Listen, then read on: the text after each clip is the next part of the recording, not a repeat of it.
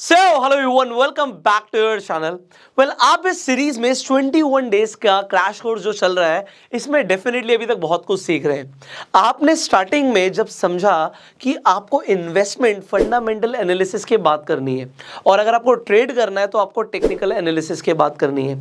देखिए, step by step आप बहुत कुछ सीख रहे हैं, पर आज की जो ये वीडियो है हाईली इंपॉर्टेंट है। बिकॉज आज जो आप सीखने वाले हो, ये आपको कंपैरेटिवली इसमें रिस्क कम है और आपको कंसिस्टेंटली प्रॉफिट बना के देने वाली स्ट्रैटेजी आज हम डिस्कस करने वाले हैं।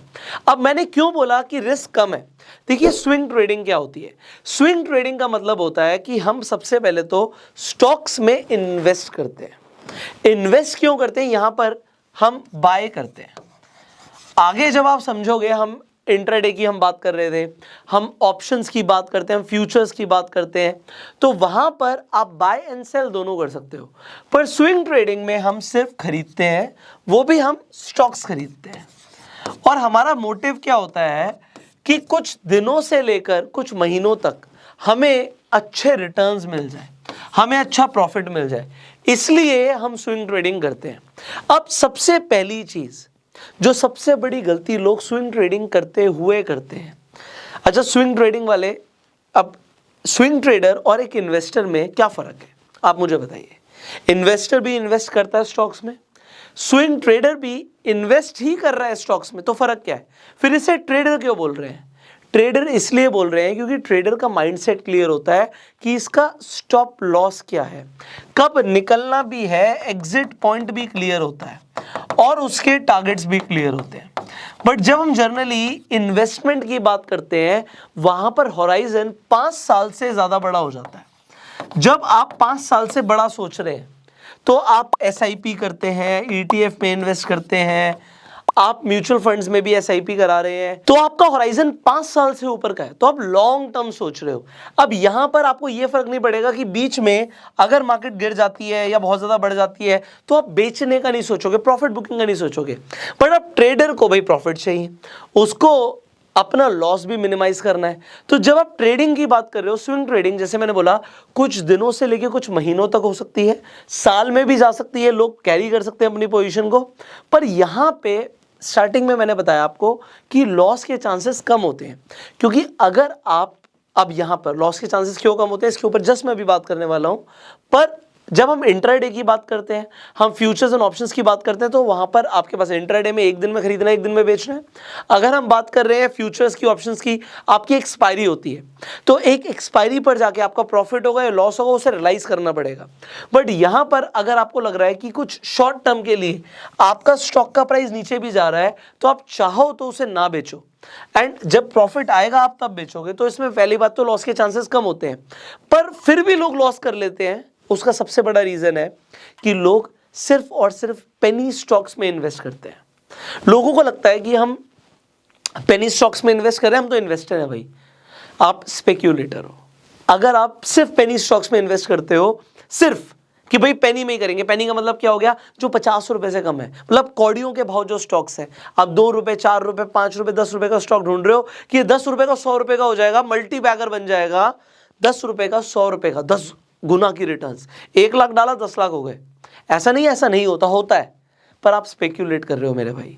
आपको ऐसा नहीं करना। आपको क्या करना है वो आप आज इस वीडियो के अंदर सीखने वाले हो। अब मैं, before I proceed with swing trading, मैं आपको क्लियर एक इंस्ट्रक्शन देना चाहूंगा कि अगर आप स्विंग ट्रेडिंग करने वाले हो, यहां पे मैं एक स्क्रीनर यूज कर रहा हूं, आपकी काफी हेल्प करेगा। टिकर टेप को आप भी चाहें तो यूज कर सकते हैं, मैं लिंक डिस्क्रिप्शन कमेंट बॉक्स में डाल दूंगा।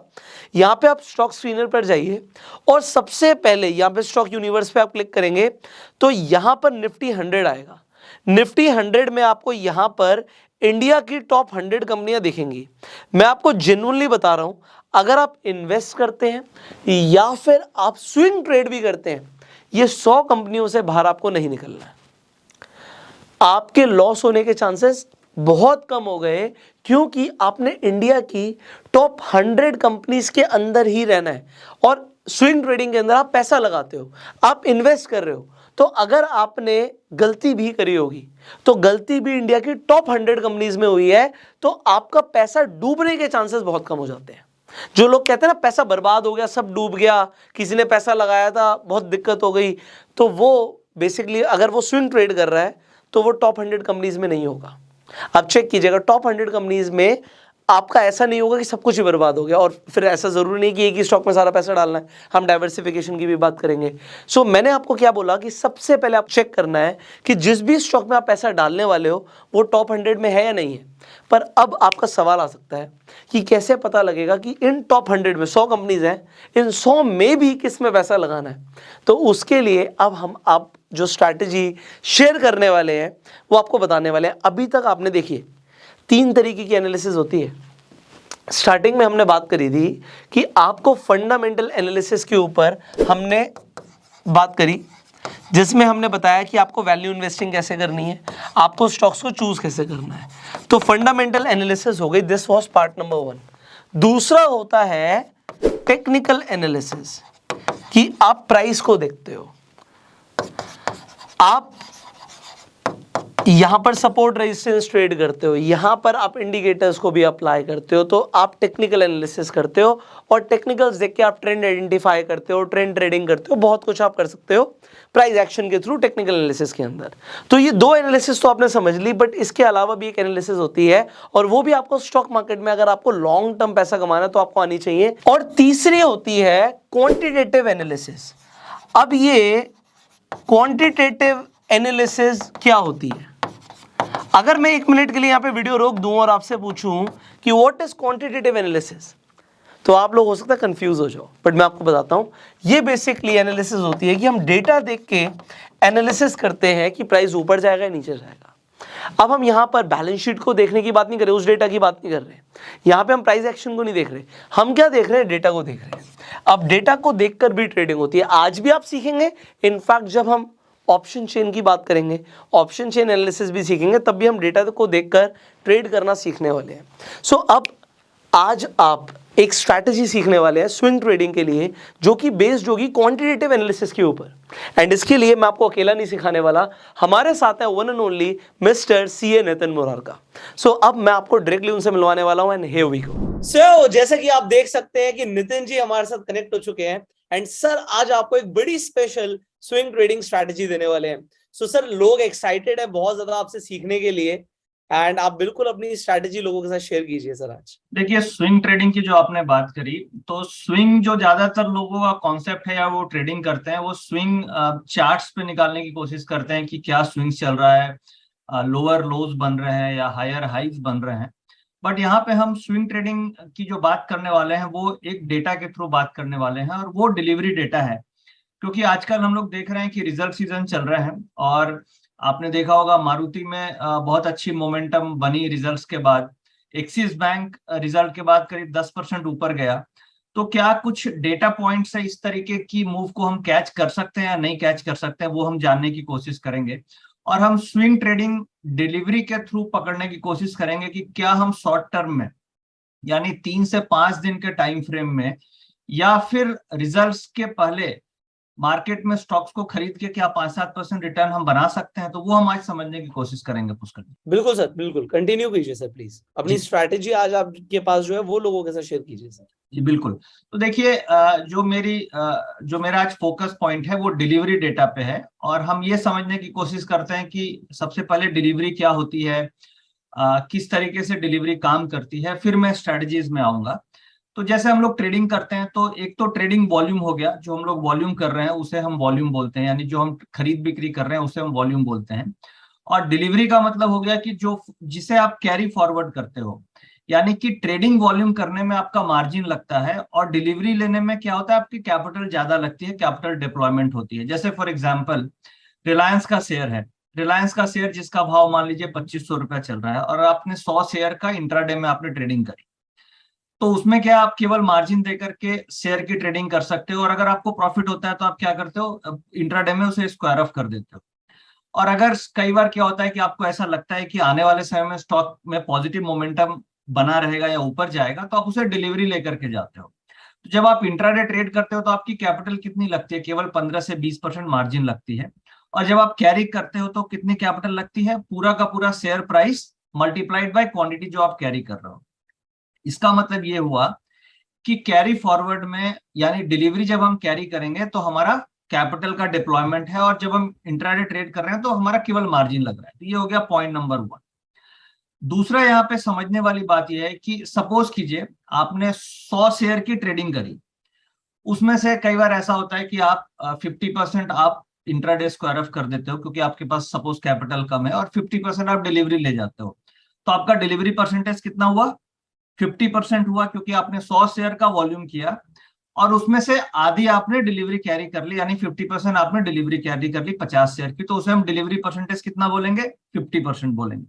तो यहाँ पे समझने वाली बात यह है कि अगर किसी भी शेयर में 10 करोड़ शेयर का वॉल्यूम हो रहा है फॉर एग्जाम्पल, और उसमें से डिलीवरी अगर से 2 करोड़ शेयर की हुई, तो डिलीवरी परसेंटेज कितनी हुई? 20% हुई।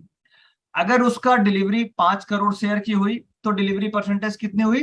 50% की हुई। तो हमने ये 2 पॉइंट समझ लिया अभी तक कि डिलीवरी क्या होती है, वॉल्यूम्स क्या होती है और डिलीवरी परसेंटेज क्या होती है। अब तीसरा इंपॉर्टेंट पॉइंट यहाँ पे समझने वाली चीज ये है कि मार्केट में 2 तरीके के स्टॉक होते हैं। एक होता है ट्रेडिंग स्टॉक और एक होता है इन्वेस्टमेंट स्टॉक। अब आप सोचोगे ट्रेडिंग स्टॉक क्या होता है और इन्वेस्टमेंट स्टॉक क्या होता है, क्योंकि आपको तो यही समझ में आता होगा कि सारे स्टॉक्स क्या तो ट्रेडिंग होती है या इन्वेस्टमेंट होती है। बट मार्केट में 2 तरीके के स्टॉक होते हैं। एक होता है जिसमें ट्रेडिंग एक्टिविटी बहुत ज्यादा होती है, दूसरा होता है जिसमें इन्वेस्टमेंट एक्टिविटी ज्यादा होती है, ट्रेडिंग एक्टिविटी कम होती है। अब इसे आप कैसे पकड़ोगे? डेटा के थ्रू। तो जब आप डिलीवरीज का वॉल्यूम देखेंगे तो कई सारे आपको ऐसे स्टॉक्स मिलेंगे जिसमें एवरेज डिलीवरी मार्केट में, यानी जो भी मार्केट में वॉल्यूम्स होता है उसकी एवरेज डिलीवरी 50% 60% तक होती है, यानी कि डिलीवरी शेयर्स ज्यादा कैरी फॉरवर्ड होते हैं। यानी अब डिलीवरी का मतलब क्या हुआ? मनी का डिप्लॉयमेंट है, मनी का फ्लो है।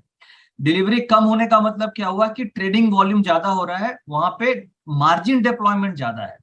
जैसे कई स्टॉक्स ऐसे मिलेंगे जिसमें कि अगर 1 करोड़ शेयर का वॉल्यूम हो रहा है तो केवल डिलीवरी 10% ही शेयर होता है, 20% ही शेयर डिलीवरी होती है। तो वो स्टॉक्स ट्रेडिंग कैटेगरी में आते हैं। और वैसे स्टॉक्स जिसमें 50% से ज्यादा डिलीवरी हो रही है वो हमें इन्वेस्टमेंट कैटेगरी में आती है। अब जैसे रिलायंस की आप डिलीवरी चेक कर लो, एचडीएफसी बैंक की डिलीवरी चेक कर लो, एक्सिस बैंक की डिलीवरी चेक कर लो, इनमें ये इन्वेस्टमेंट स्टॉक्स कैटेगरी में आ गए। वहीं आप कैनरा बैंक देख लीजिए या वहां पे आप पीएनबी देख लीजिए, या कई ऐसे स्टॉक्स आपको मिलेंगे, डीएलएफ है जिसकी डिलीवरी परसेंटेज कम है, तो वो ट्रेडिंग स्टॉक्स में आ गए। तो अभी तक हमने ये समझा कि ट्रेडिंग स्टॉक्स क्या होता है, डिलीवरी स्टॉक्स क्या होते हैं, डिलीवरी परसेंटेज क्या होता है, वॉल्यूम्स क्या होता है। अब हम बेसिक कोर स्ट्रेटेजीज में आते हैं कि इन कॉन्सेप्ट्स को हम किस तरीके से स्विंग ट्रेडिंग में यूज कर सकते हैं। और बिफोर रिजल्ट्स, जैसे कि एलएनटी के रिजल्ट्स आने वाले हैं मंडे को, तो उसमें क्या डेटा बन रहा है, मारुति और एक्सिस बैंक में जो ये रिजल्ट्स के पहले किस तरीके का डेटा था, ये हम समझेंगे। प्लस हम 2-3 ऐसे स्टॉक्स को अभी जानने की कोशिश करेंगे जिसमें डेटा बन रहा है और उसका मोमेंटम बनने वाला है, यानी कि डेटा डिलीवरी में ऐसा दिख रहा है कि उसमें कुछ बाइंग हो रही है और आने वाले समय में वो 2 स्टॉक्स ऊपर की तरफ मूव करने वाले हैं। तो इस तरीके से हम ये सारी चीजें अभी डिस्कस करने वाले हैं पुष्कर। तो मैं अभी आपको डिलीवरी डेटा में लेके चलता हूं। तो आइए हम अभी डिलीवरीज के डेटा को समझते हैं और ये डिलीवरी डेटा किस तरीके से काम करता है, इसे हम किस तरीके से स्विंग ट्रेडिंग में यूज करते हैं, इसे हम जानने के लिए हम डिलीवरीज के डेटा को देखते हैं, कुछ एग्जाम्पल समझते हैं। और अभी मैंने आपके सामने एसएमसी का ऑटो ट्रेडर लॉगिन किया है जिसके अंदर सारे के सारे डेटा पॉइंट्स आते हैं, चाहे आप पीसीआर का डेटा लें या डिलीवरीज का डेटा लें या ऑप्शन चेन का डेटा लें या स्टॉक ऑप्शंस का डेटा लें। तो अभी हम डेरिवेटिव सेक्शंस में चलते हैं और इसमें आप देख रहे हैं कि निफ्टी के डेटाज आ रहे हैं। इसके अलावा कई अलग डेटा पॉइंट्स हैं। यहाँ पे डिलीवरीज का डेटा है और डिलीवरी एवरेज स्कैनर है। ये हम 2 पॉइंट्स पे अभी डिस्कस करने वाले हैं कि डिलीवरी के डेटा को कैसे यूज करना है और डिलीवरी एवरेज स्कैनर को कैसे यूज करना है। तो डिलीवरी के डेटा में अभी जैसे हम आते हैं और सबसे पहले हम ये समझते हैं कि डिलीवरी क्या होती है, डिलीवरी को किस तरीके से यूज किया जाता है। तो एक दो एग्जांपल लेते हैं। जैसे मारुति का हम एग्जांपल लेके देखते हैं। मारुति में आपने देखा होगा कि मारुति में बहुत अच्छा मोमेंटम रिसेंट में बना है और इनफैक्ट कल के ट्रेडिंग सेशन में मारुति में 4% की का ऊपर की तरफ मूव आया, यानी कि करीब 9,000 से स्टॉक 9,500 की तरफ चला गया। तो इसके डेटा में कुछ ऐसा था जो ये हम कैप्चर कर सकते हैं या कुछ ऐसा नहीं था। तो आप ये देखिए, अभी मेरे पास ये मारुति का डिलीवरी डेटा खुला हुआ है और इसमें स्क्रिप्ट का ये डेट वाइज हो गई, कॉलम्स हम समझते हैं, ये डेट हो गई, ये ओपन हाई लो क्लोज हो गया स्टॉक का प्राइस, ये वॉल्यूम है और ये डिलीवरी है और डिलीवरी परसेंटेज आ रही है। ये जो 44 आप देख रहे हैं, this is the average delivery percentage, यानी कि प्रीवियस 30 डेज की अगर आप एवरेज डिलीवरी निकालेंगे तो मारुति में 44% की डिलीवरी होती है। 44% का मतलब क्या हुआ कि अगर 100 शेयर दिन भर में वॉल्यूम हुआ तो 44% यानी 44% शेयर कैरी फॉरवर्ड होते हैं एज अ डिलीवरी, यानी इस स्टॉक को हम इन्वेस्टमेंट कैटेगरी में लेते हैं। यानी 40% से ऊपर जिसमें भी डिलीवरी हो रही है वो एक हैंडसम इन्वेस्टमेंट कैटेगरी का स्टॉक माना जाता है। अगर 30% से कम डिलीवरी हो रही है तो उसे हम ट्रेडिंग स्टॉक मानते हैं। अब मारुति में आप देखिए, मारुति में 27 अक्टूबर को डिलीवरी परसेंटेज कितना आ रहा था पुष्कर जी? 61%। इसकी एवरेज डिलीवरी होती है 44%, यानी कि एवरेज डिलीवरी से एक सिग्निफिकेंट चेंज आया अचानक से। इसका मतलब क्या है? रिजल्ट्स के ठीक एक दिन पहले स्टॉक में किसी इनसाइडर के थ्रू या किसी नोन एनालिस्ट या एनीवन जिसे आइडिया है कि मारुति का पॉजिटिव एक्सपेक्टेशन है, मारुति में पॉजिटिव बिल्डअप है, पॉजिटिव मूव आ सकती है, उनके द्वारा डिलीवरी एक्यूमुलेट की गई और एवरेज जिसकी 31 होती थी, 57 कम होती थी, वो आप देखिए डिलीवरी 61 हुई। इनफैक्ट रिजल्ट आने के 3-4 दिन पहले से आप अगर ऑब्जर्व करने लगोगे डेटा को तो डिलीवरी में परसेंटेज इंक्रीज करने लगता है। अब देखिए ये 4 दिन पहले से जब इसका 19 अक्टूबर को प्राइस 8800 के आसपास था तो 54% डिलीवरी होने लगी। एवरेज 44 थी, इससे ऊपर चली गई 54, 42, 52, 57, फिर 31 और अचानक से यहाँ पे डिलीवरी 61 हो गई। तो ये ट्रेंड इंडिकेट कर रहा है कि मारुति में एक्यूमुलेशन हो रहा है। और आप देखिए 8800 से ये स्टॉक अभी मूव करके अप्रोक्सीमेटली क्लोजिंग प्राइस इसकी 94, 92 के आसपास है, यानी 700-800 रुपए का मूव हमें स्विंग में मिल गया। अगर हम इसी को मारुति का चार्ट देखें तो मारुति का चार्ट मैं आपको दिखाता हूं। मारुति के चार्ट में हम चलते हैं और 1 सेकेंड, MARU, मारुति के चार्ट्स में आप देखिए, ये देखिए ये मारुति का चार्ट है और मारुति के चार्ट्स में आप देखिए डिलीवरी यहाँ पे आनी चालू हुई 19 तारीख को। ये 21 हो गई, ये देखिए 19 को ये डाउन टिक थी। डाउन टिक होने के बाद भी डिलीवरी परसेंटेज यहाँ पे इंक्रीज हो रहा है, यानी कि किसी न किसी इनसाइडर को ये आइडिया था कि मारुति के पॉजिटिव रिजल्ट्स आने वाले हैं और ये साइडवेज मोमेंटम में डिलीवरी बढ़ती चली गई और स्टॉक आप देखिए अभी कहां पहुंच गया, 9500। Clear Pushkar ji? Absolutely sir, absolutely. ठीक है, तो मतलब मेरा अगर ये आप लॉजिक, डिलीवरी परसेंटेज को ट्रैक कर लो तो अगर डिलीवरी बढ़ती हुई दिख रही है तो स्टॉक के ऊपर जाने के चांसेस बहुत ज्यादा हैं। देखिए इससे डिलीवरी अगर बढ़ रही है तो स्टॉक में कुछ बड़ा होने वाला है। अब आप डिलीवरी बाइंग भी हो सकती है, डिलीवरी बेची भी जा सकती है, हम दोनों इसे मान के चलते हैं। बट अच्छा, अगर दोनों दोनों उसमें साइड्स के लिए। अगर रिजल्ट्स के पहले हो रही है, सपोज कीजिए रिजल्ट्स आने वाला है 4 दिन के बाद और 4 दिन पहले से डिलीवरीज बढ़नी चालू हो गई, तो आप उसके चार्ट्स पर नजर रखो कि उसमें ब्रेकआउट ऊपर का आ रहा है या नीचे का आ रहा है। जैसे इसमें देखिए ये 8900 का एक रेसिस्टेंस जोन था, ठीक है। अब ये ब्रेकआउट जैसे ही 8900 का हुआ, जो मैंने अभी लाइन प्लॉट करी है, 89 के ऊपर जैसे ही गया और ये कैंडल, ये किस दिन की कैंडल है? ये 25 अक्टूबर की कैंडल है, जिस दिन इसमें पॉजिटिव ब्रेकआउट हुआ।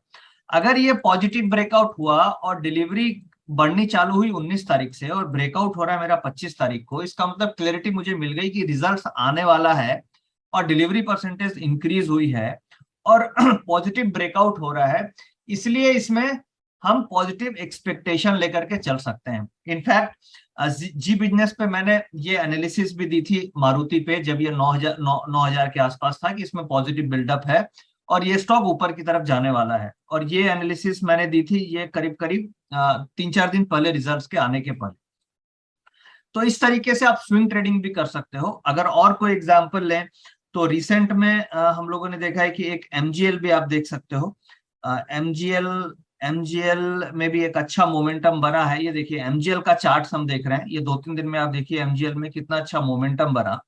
और इसके डेटा को क्रॉस चेक करते हैं कि क्या इसके डेटा में कोई सिग्नल बन रहे थे। तो मैं आपको डेटा में लेके चलता हूं।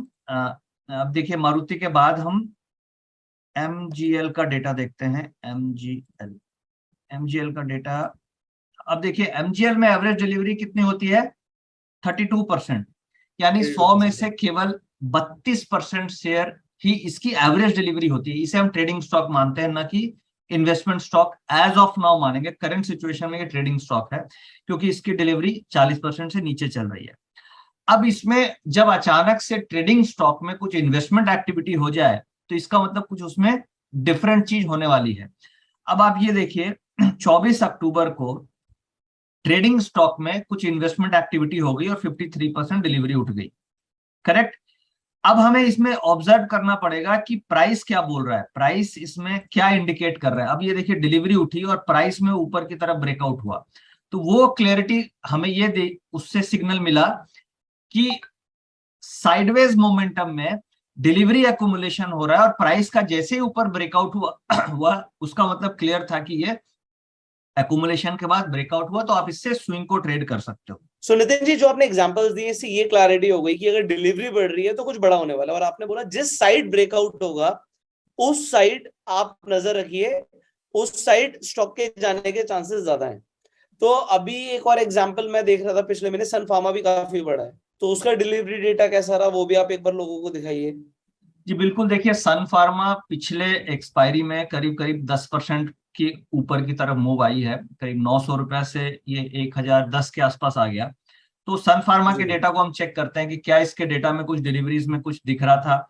तो आइए हम सन फार्मा के डेटा में आते हैं और let's go to Sun Pharma. In fact एक हमें एक्सिस बैंक भी देखना चाहिए क्योंकि एक्सिस बैंक में भी रिजल्ट्स के पहले काफी अच्छी मोमेंटम बनी है, वो भी मैं आपको दिखाता हूँ। अब देखिए सन फार्मा का डेटा है जिसकी एवरेज डिलीवरी 57% होती है, बट इसमें जो मेन बाइंग हुई है 11 अक्टूबर को, आप देखिए 68% की डिलीवरी उठी है और कंसिस्टेंट डिलीवरी बढ़ती जा रही है। अभी फिर से आप देखेंगे तो 27 अक्टूबर को 68% हुई है और ये स्टॉक आप देखिए 950 रुपीज से 950 से अभी 1000 से ऊपर चला गया। अगर हम सन फार्मा का चार्ट देखें तो सन फार्मा का चार्ट में भी आपको एक बार सन फार्मा के चार्ट में लेके चलता हूं। ये सन फार्मा का ये देखिए ये प्रीवियस एक्सपायरी का चार्ट है और सन फार्मा कंसिस्टेंट अप ट्रेंड में है। तो कई ट्रेडर्स ने क्या किया होगा, छोटे मोमेंटम पे सन फार्मा में प्रॉफिट बुक कर लिया होगा, पूरा स्विंग में प्रॉफिट नहीं लिया होगा। बट अगर आप डिलीवरीज का डेटा देख रहे हैं तो आपको ये आइडिया लग जाएगा कि किस रेट के आसपास बहुत बड़ी डिलीवरी उठी है और वो एक स्टॉप लॉस की तरह भी काम करता है। जैसे कि अभी हमने डेटा देखा कि 950 के आसपास बहुत बड़ी डिलीवरी परसेंटेज आई थी। इसका मतलब क्या हुआ, 950 के आसपास किसी बड़े प्लेयर ने स्टॉक को खरीदा, तो स्टॉप लॉस आप 950 से नीचे भी लगा सकते हो। अब आप देखिए 950 का जो रेंज है, इस रेंज में ये काफी कंसोलिडेट किया ये स्टॉक, तो हमें इससे एक स्टॉप लॉस भी मिलता है कि हमें किस लेवल पे स्टॉक को स्टॉप लॉस लगा करके राइड करना है, और ट्रेंड भी मिलता है। तो दोनों चीज आपको डिलीवरी डेटा से मिलते हैं। इनफैक्ट अगर मैं आपको एक और स्टॉक दिखाना चाहता हूं, वो है एक्सिस बैंक। एक्सिस बैंक आप देखिए ये इनफैक्ट ये 10% गैप अप हुआ, और क्या हमें इसके पहले यानी गैप अप होने के पहले कुछ डेटा में ऐसा बिल्डअप था जिससे कि आइडिया लग जाए कि एक्सिस बैंक के रिजल्ट्स अच्छे आने वाले हैं? ये एक बार हम डेटा से चेक करते हैं। सो इनफैक्ट सर, इस डेटा से अगर ब्रेकआउट ट्रेडिंग के लिए लोग हम स्विंग की बात कर रहे हैं तो स्विंग डेफिनेटली लोग डिलीवरी लेकर भी कर सकते हैं। अगर ट्रेडर्स भी इससे आइडिया लें तो उनका फायदा होगा सर क्या? देखिए बिल्कुल, ये ऐसा मॉडल है जो आपको 3 से 5 दिन के ट्रेड में बहुत अच्छा प्रॉफिट देती है, क्योंकि बेसिकली जो कंसोलिडेशन स्टॉक्स में होती है ना, कई स्टॉक्स में साइडवेज जब मोमेंटम होती है तो साइडवेज में एक्यूमुलेट होते हैं स्टॉक्स और उसमें डिलीवरी को बाइंग की जाती है, और उसका जो ब्रेकआउट होता है वो ब्रेकआउट कितना सस्टेन करेगा या कितना ऊपर तक जाएगा, वो आप डिलीवरी के डेटा को देख के उस मूव का फायदा उठा सकते हो। और जो ट्रेडर्स हैं, जो ऑप्शन ट्रेडर हैं, जैसे कई बार ये होता है कि ऑप्शंस में क्या होता है, स्टॉक ऑप्शंस में अगर आपने सही डिलीवरी डेटा को देख के स्टॉक की मूव पकड़ ली तो आपका जो स्टॉक ऑप्शंस है वो 3 से 5 दिन में डबल से भी ज्यादा हो सकता है। और उसके लिए सबसे बेस्ट डेटा है डिलीवरी का डेटा, क्योंकि इससे आपको राइट स्टॉप लॉस भी मिलता है और आपको एक हिम्मत भी मिलती है कि आप स्टॉक को राइड कर पाते हो, क्योंकि आपको पता है कि नहीं इस लेवल पे डिलीवरी में बाइंग हुई है, और वो जो ब्रेकआउट है उसे आप वैलिड मानते हो डेटा को देख करके।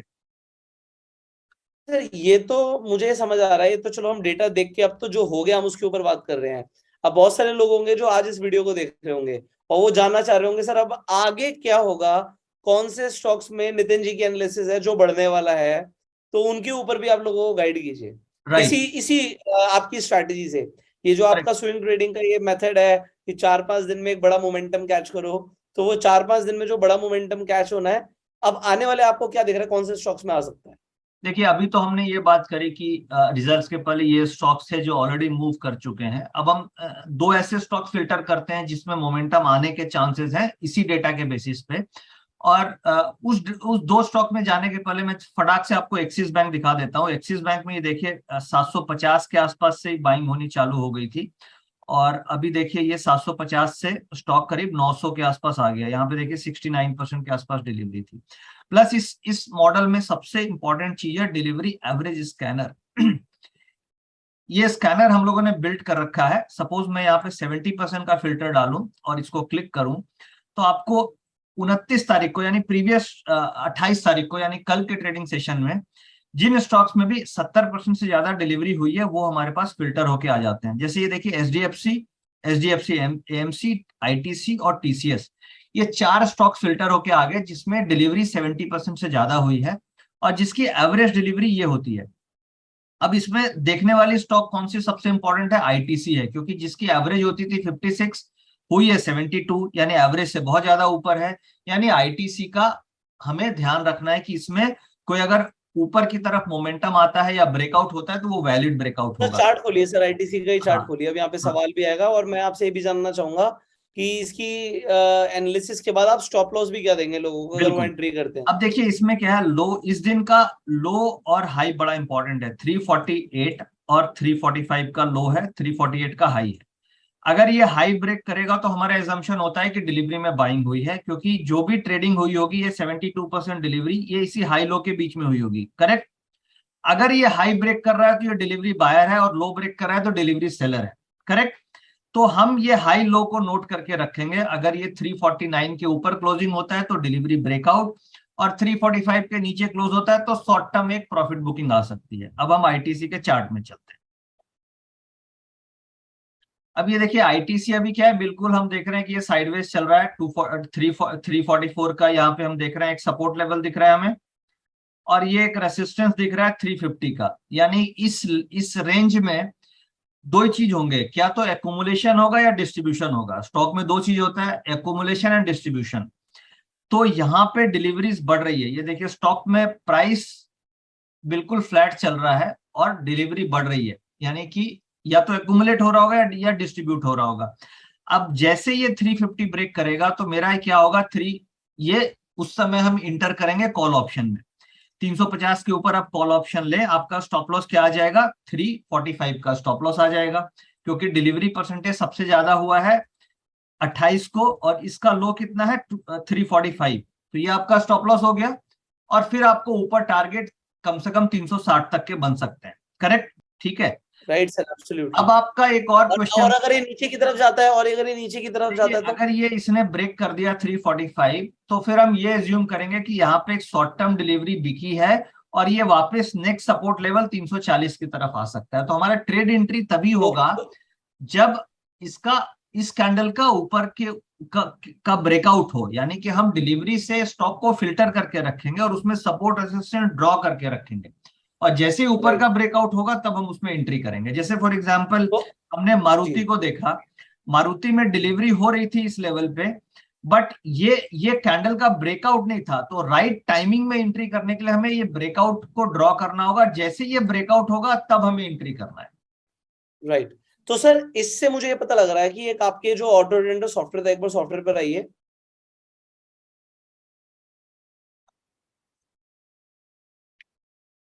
जी सर, इसमें कई फिल्टर्स हैं। आप अगर 60% का फिल्टर लगाएंगे तो बहुत सारे स्टॉक्स आ जाएंगे, और इसके ऊपर देख के आप अपनी फिल्ट्रेशन कर सकते हैं स्टॉक्स।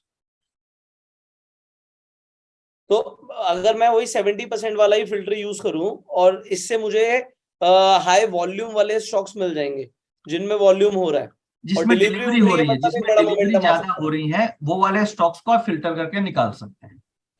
ये मैं अपनी वॉच लिस्ट में ऐड कर लूंगा, सपोर्ट रेजिस्टेंस प्लॉट कर दूंगा, और जिस तरफ ब्रेकआउट आ रहा है तो ये मेरी ब्रेकआउट ट्रेडिंग के लिए भी एक बहुत बढ़िया स्ट्रैटेजी बन जाएगी। बिल्कुल तो बिल्कुल। इसे हम बोल सकते हैं कि breakout trading on delivery based data. बिल्कुल बिल्कुल, क्योंकि जब आज के दिन में हम ट्रेड करते हैं तो हम केवल प्राइस एक्शन देखते हैं, बट प्राइस एक्शन के अंदर कितना मनी फ्लो है, कितना बाइंग इंटरेस्ट है, वो आप डिलीवरी डेटा से आइडेंटिफाई कर सकते हैं। Absolutely sir.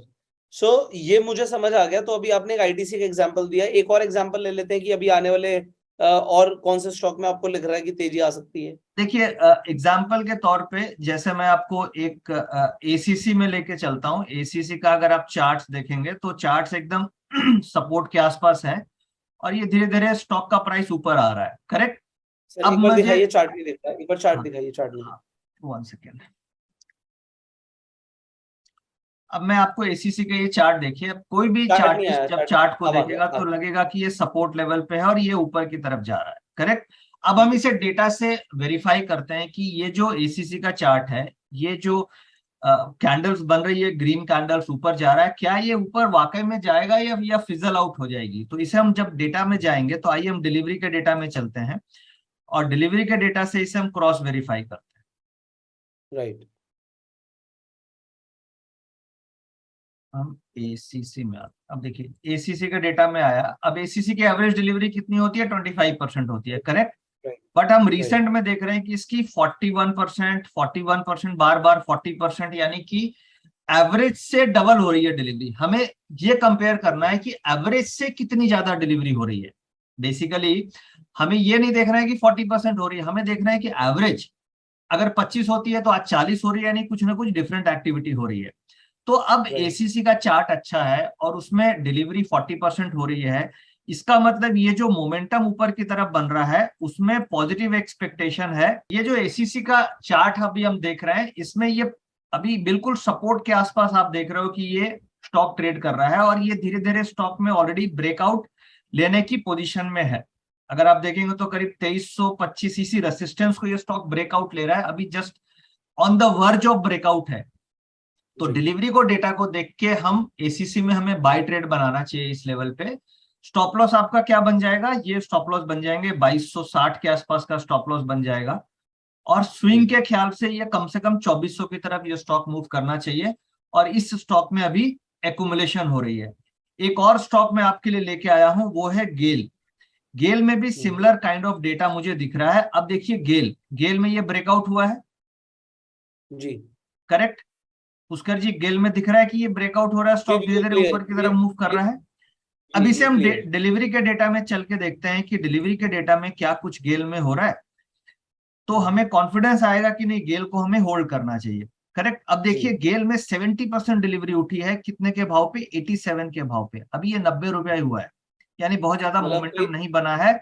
55% डिलीवरी होती है, 70% डिलीवरी कहां पे हुई, 24 अक्टूबर को डिलीवरी हुई है, करेक्ट। राइट। राइट। अब जब 24 अक्टूबर को डिलीवरी हुई है तो अब मैं 24 अक्टूबर से इसको ट्रैक कर रहा हूं। 24 अक्टूबर से देखिए जैसे ये डिलीवरी हुई, 1 सेकेंड, अब हम इसको ग्राफ में आते हैं।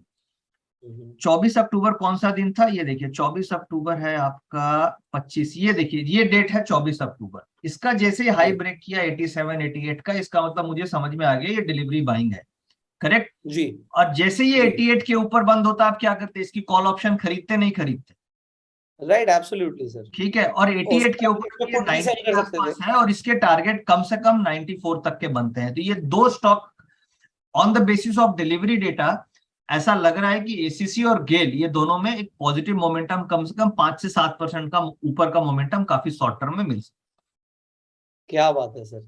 सो आई होप आज यूजर्स ने काफी हद तक इस स्विंग ट्रेडिंग के कंसेप्ट को समझ लिया होगा कि डिलीवरी बेस्ड डेटा को देखकर वो स्विंग ट्रेड कर सकते हैं, इनफैक्ट अपनी ट्रेडिंग की एक्यूरेसी भी बढ़ा सकते हैं। तो अभी हमने वॉल्यूम को डिस्कस किया था और ये स्विंग ट्रेडिंग साथ में जो कंबाइन हो जाएगा डेटा के साथ, आई थिंक लोगों को काफी पावरफुल इंफॉर्मेशन मिल रही है जो कि वो यूज कर सकते हैं। इनफैक्ट आप लोगों को मैं बताना चाहूंगा जो sir auto trader software use कर रहे थे डिलीवरी डेटा को देखने के लिए, ये चाहे तो आप भी यूज कर सकते हैं। ये एक पेड सॉफ्टवेयर है एसएमसी की तरफ से। अगर आप इस सॉफ्टवेयर को लेना चाहेंगे तो लिंक आपका डिस्क्रिप्शन और कमेंट बॉक्स में आपको मिल जाएगा। आप चाहे तो ऑटो ट्रेडर सॉफ्टवेयर को खुद भी यूज कर सकते हैं। So thank you so very much Nitin ji अपना टाइम देने के लिए, एंड होप आज लोगों को काफी ज्यादा वैल्यू मिली होगी। एंड इसी तरीके से आपके साथ दोबारा से टाइम लेते रहेंगे। है। थैंक यू पुष्कर जी, और मुझे उम्मीद है कि व्यूअर्स को बहुत ही एक यूनिक कॉन्सेप्ट आज सीखने को मिलेगा और ये काफी पावरफुल कॉन्सेप्ट है डिलीवरी का data.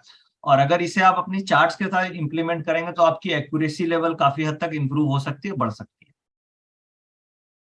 Thank you so very much sir, thank you. Thank you. Thank you. So I hope आपको आज इस वीडियो से काफी सारी चीजें सीखने को मिली होंगी। फाइनली आपको ये वीडियो कैसी लगी कमेंट करके जरूर बताइएगा।